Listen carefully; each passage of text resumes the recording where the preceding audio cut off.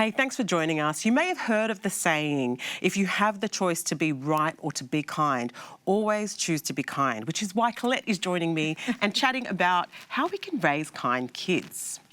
Yeah, so I know I've spoken about character and happiness on the show before, but really I think in the West we chase happiness in the sense that for us happiness is about accumulation and power and what we can get, and that often can lead to unkind behaviour. Not always, but it can.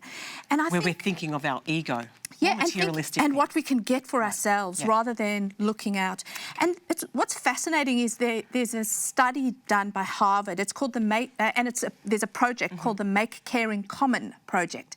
And they looked at kindness and gratitude in children, and they asked children what their parents value. And the children actually say that their parents value their academic success higher than kindness. Yet the parents will say, no, we value kindness. And what's interesting is I think sometimes as parents we're not walking the talk. We're telling our children, we want you to be kind, but we're making them pursue academic excellence and all these other things at all costs. Yes. Do your best. Yeah.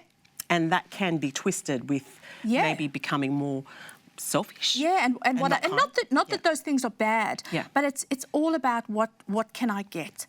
And so I think, you know, as parents, it's about modelling to our children what does kindness look like? What are we showing our children that looks like in our home? Are we reaching out to elderly neighbours? Are we reaching out to other people in our lives? Are we putting aside things that we might want right now for somebody else, to care for somebody else or for somebody else's happiness in that moment? So it's important to practice what we're preaching to our kids and to tell them to be kind, to encourage that from a young age. Absolutely.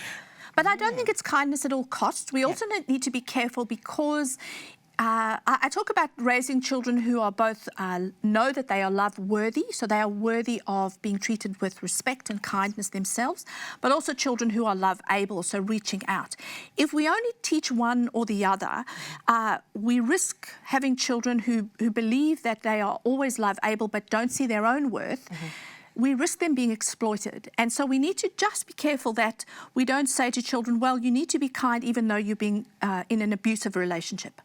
And so if a child is... That's so important, because I feel like as a parent, I tell my children, always be kind. We're kind girls. Yes. Mum raised you to be kind.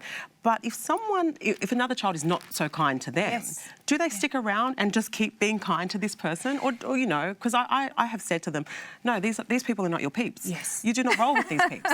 So how do we teach our kids to stand up for themselves and not be a doormat, but also display kind traits still at the same time? So I think we can still teach our children to be polite. So some of us as adults might have bosses who aren't kind and we're still polite. But abuse is a different thing. And if a child is being bullied or abused, then we teach them assertiveness, we teach them to move away from those people, and we go to places where you're safe.